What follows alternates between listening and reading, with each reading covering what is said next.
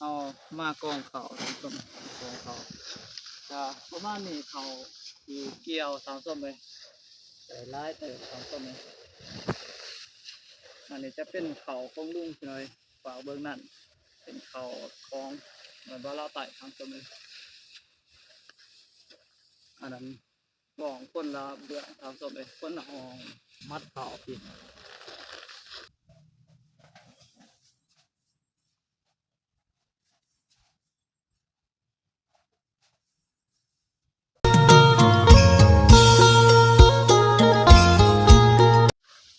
เอามากองเขาทำส้มกองเขาจะประมาณนี้เขาอยู่เกี่ยวทำส้มเลยใส่ร้ายเติมทำส้มเลยอันนี้จะเป็นเขาของลุงหน่อยฝาเบื้องนั่นเป็นเขาของเหมือนว่าเราไต่ทำส้มเลยอันนั้นกองคนละเบื้องทำส้มเลยคนละห้องเพราะว่ามีเนื้อที่ส่วนเดียวพี่น้อยเอาไปเฮ็ดคนละเบื้องพี่น้อยก็เขายังบ่พอที่ตัวนี้พี่น้อยเขานี่ที่ตัวนี้ยังลายอยู่ทำส้มเลยแต่ว่าเขามันสิเบิดก่อนนะประมาณนี้ทำส้มมัดเขาพี่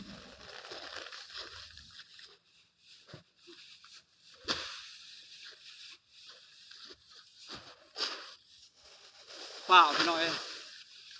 ป่าห้องต้นโต๊ะอยู่ทางต้นเลย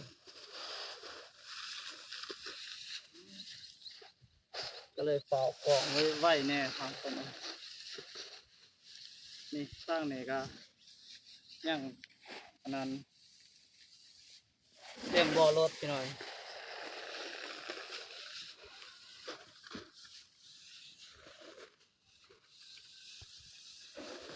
ว่าง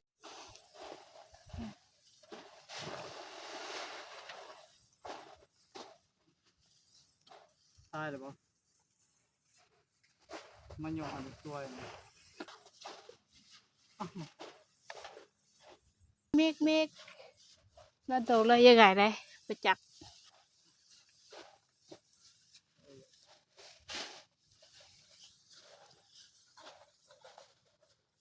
ท่านดูคนบ่ท่านเฮาดอกเอาสิเด็กก่อนเมฆ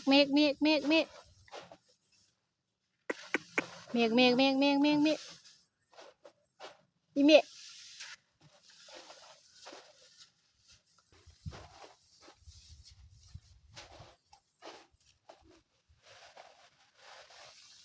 จะให้เห็นอยู่ปีแน่ โอ้ยมันเน้นหมดเลยดิยกขึ้นสูงขึ้นมาหนึ่ง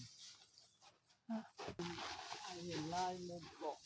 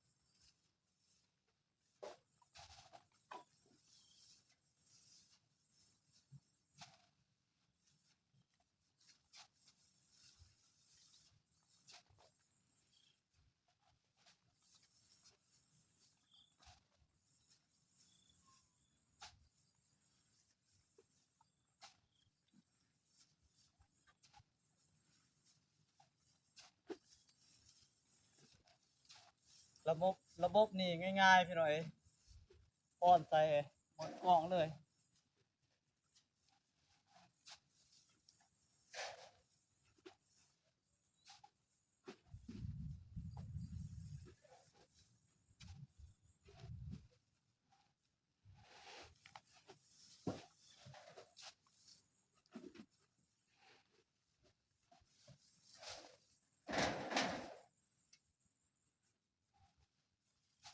เติมหน้าดิมีเด้อเติมหน้า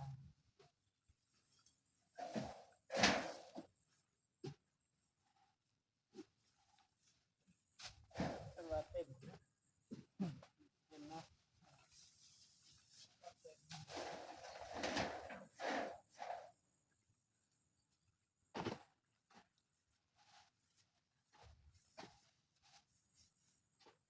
เมื่อยพี่หน่อยตามที่แล้ว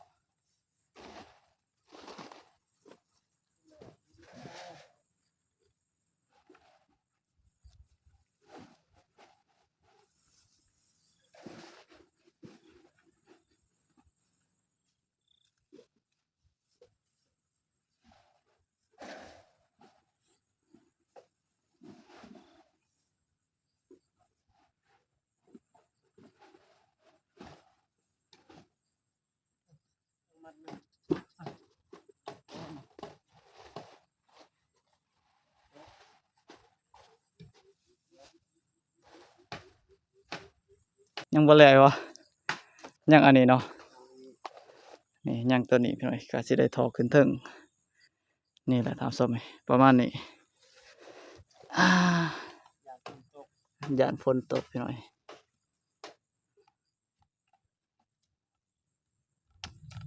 เดี๋ยวฝ่าห้องเลยอยู่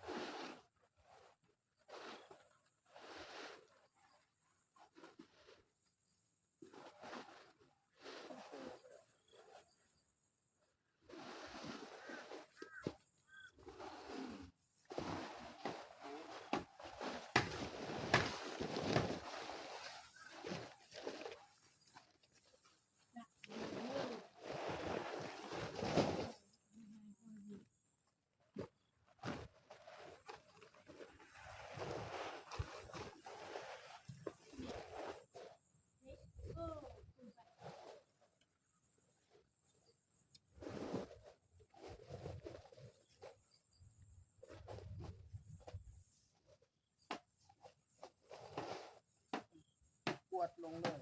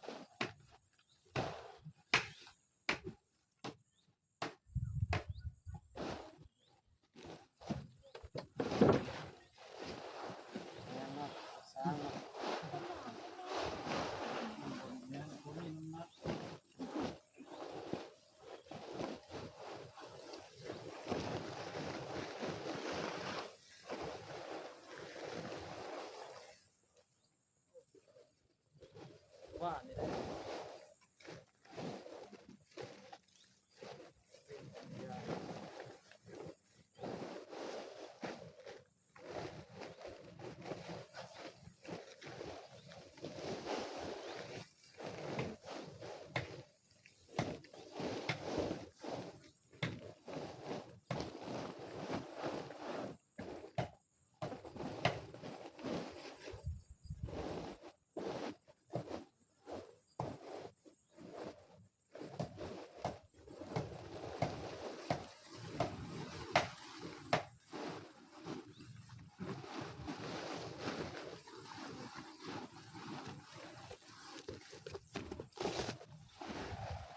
พี่หน่อยตอนนี้ถือว่าแล้วพี่หน่อยแล้วถือว่าสำเร็จพี่หน่อยเพิ่นก็สิได้มัดไว้พี่หน่อยเพื่อบ่ให้ฝนฟ้าพี่หน่อยอย่าฝนฟ้าเข้ามาฝนตกมันสิฟ้าเข้าพี่หน่อยได้2 พาครึ่งพาหนึ่งก็ ป้าบ่แม่น3เมตรป้ายบ่ ความสูงนี่แหละ3เมตรป้ายเลยเสาหั่นพี่ลงสูงกว้างอีก3เมตรป้าย3เมตร4เมตรพุ่นแหละ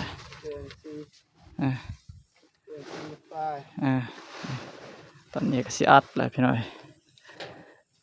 ยังอีกหาให้เพิ่นพี่น้อย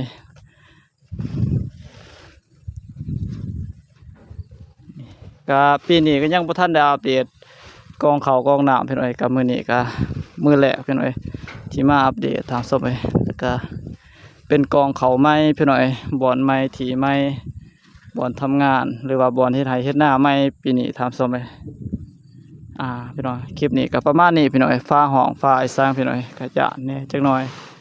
บ่อนนี้ก็ยังเคี้ยวอยู่ทางศพพี่น้อย